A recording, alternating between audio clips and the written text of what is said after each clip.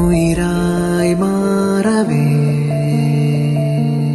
ഹരിയാനയിൽ നിന്നും എറണാകുളത്ത് പോകുന്ന വണ്ടിയാണ്. മായവേ ഗൂഗിൾ മാപ്പ് തെറ്റായ ദിശയാണ് കാണിക്കുന്നത്. അകപ്പാടെ നാട്ടിലൊരു ഉപകാരമുള്ള കാര്യം ചെയ്തതാണ്.